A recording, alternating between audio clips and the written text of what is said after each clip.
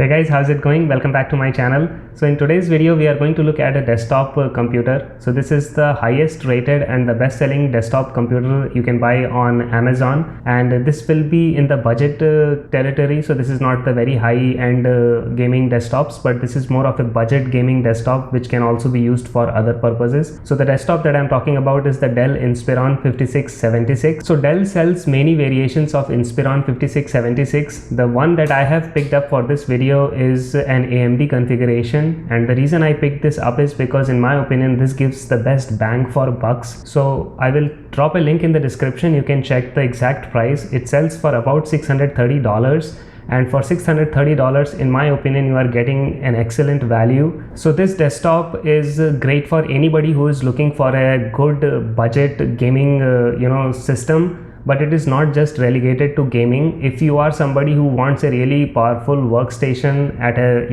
good price, and you are interested in doing something like video editing or maybe Photoshop for editing raw footage from your DSLR or mirrorless camera, maybe you are interested in some kind of a mathematical modeling, maybe 3D modeling in Blender, or if you want to do some CAD work like some engineering application, or if you are doing programming in various languages in various programming environments, and you are looking for a powerful workstation which can basically help you develop applications, then I think this is a perfect solution for you guys. So before we get into the detailed hardware review of this desktop, let's talk about the aesthetics of the case. I think Dell has done a fantastic job with the overall look and feel of the case that they have used.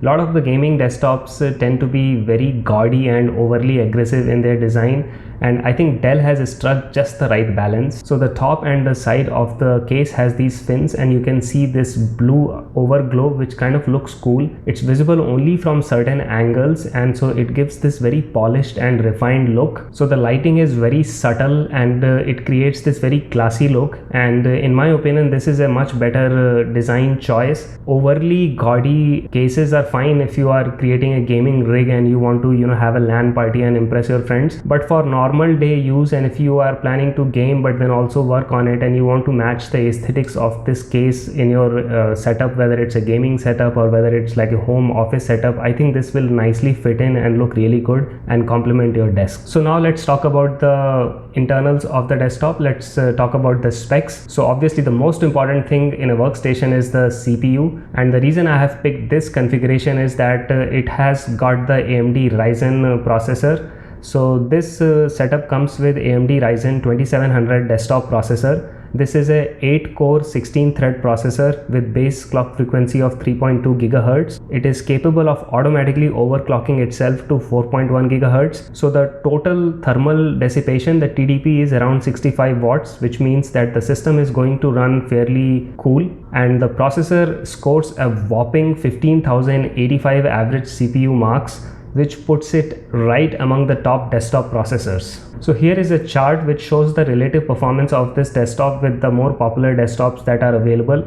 And as you can see, this processor is outperforming all other Intel Core i7 processors except the Core i7-8700. So this means that you are getting fantastic performance at a budget price, and I have to hand it over to AMD. They have done such a good job in the last 2 years, and they have come back a long way, and finally Intel is getting some competition in this space, and that means that you and me, the consumers, we get to win, because monopoly is never a good thing. So here is a very interesting chart which shows the performance per dollar. This chart shows which CPU gives the best bang for bucks, and Ryzen 2700 is right at the top. So this is the reason why I picked this configuration, because in terms of performance per dollar and the overall configuration that Dell has provided with this setup, I think this is the best value for money. Okay, now let's move on to the graphics side of the equation, the GPU. Some people will argue that GPU is even more important than CPU. I will say that both GPU and CPU, they work together hand in hand, and if you want a really good workstation, you need a kick-ass CPU, and you also need a very good GPU. So GPU isn't just for gaming. GPU is used by many applications. So your video editing software, your Photoshop when you are editing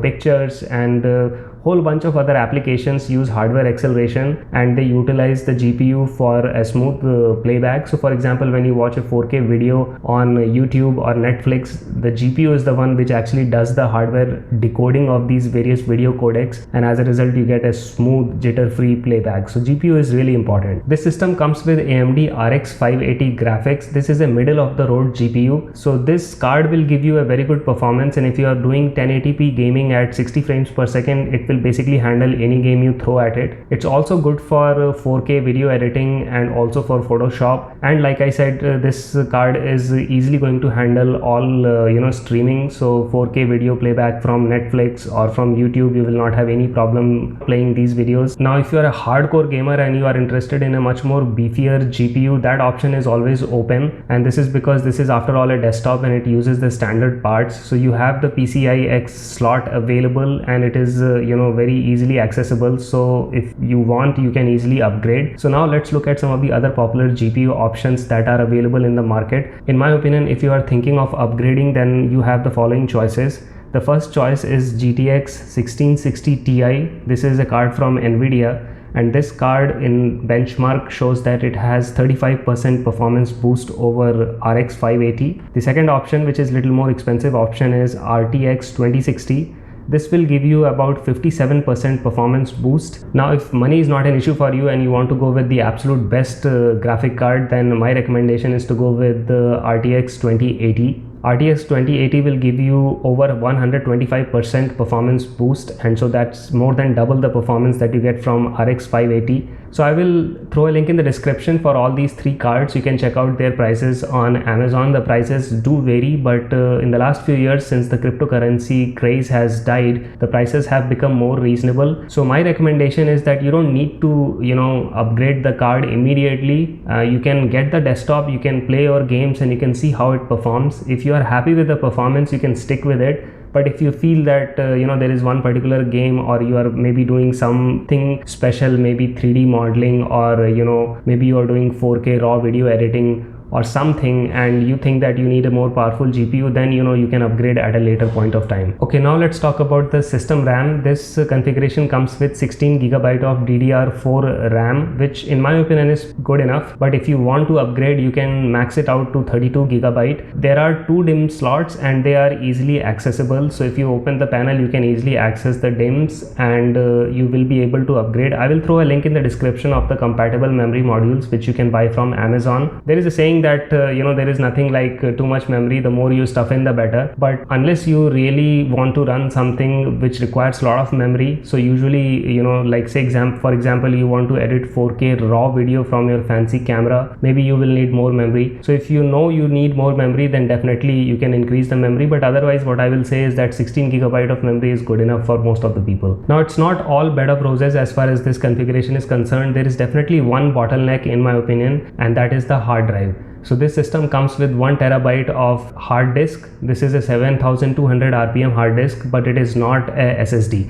So this is going to be a problem because no matter how fast your hard disk is, it will never be able to compete with a SSD. So this is one upgrade which I will highly recommend, that you get a SSD. You don't have to buy a 1 TB SSD. You can get a smaller SSD like a 500GB or even a 256GB SSD and clone the operating system. So Windows 10 you can clone from your hard disks to the SSD, and you will have to go in the BIOS and modify the boot order so that next time when you restart your computer, it boots from the SSD, and this is going to give you significant performance boost. Your boot time will reduce dramatically, and now that your operating system is booting off SSD, your applications will launch faster and you will have a much more snappy performance. Dell makes it very easy for if you want to upgrade to SSD. So there are 2 3.5-inch hard disk slots. There is also a 1 2.5-inch hard disk slot, and there are 2 M2 slots. So I will throw a link in the description of compatible SSDs that you can get from Amazon. You can either get the smaller M2 SSD or you can get the SATA SSD, which is little bigger.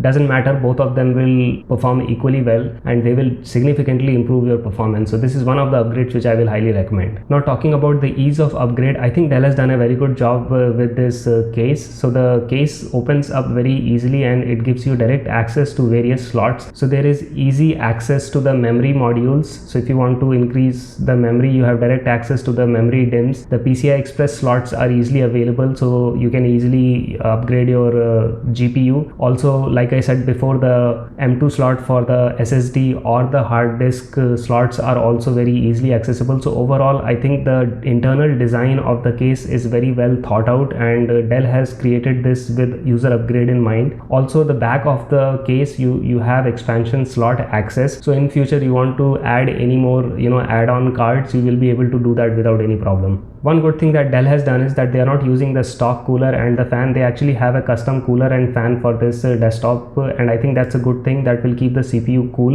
and also the fans are not very noisy. So overall noise of the system is within what I will call a reasonable profile. Now if you max out the CPU and GPU when you are say doing video encoding and everything is running at 100%, then all the fans will kick in and that will create a lot of noise. So I think if you are gaming, it should be fine because you can use your headphones and it won't bother you. System stability is really important, so you don't want your CPU to freeze or your system to hang. So the cooling solution that Dell has implemented is pretty good. Both the CPU and GPU were within their thermal limits and I did not see any throttling. Now talking about ports, you get 4 USB ports on the front of the desktop, and there is also a mic and headphone jack, so that's really convenient. And on the back of the desktop you have all the ports that you expect. One thing that is missing is USB Type-C. Also, this desktop comes with built-in Wi-Fi and Bluetooth, so you don't need to buy any dongle or any extra card for either enabling Bluetooth or Wi-Fi. Now if you buy this desktop system, you will get a standard Dell keyboard and mouse,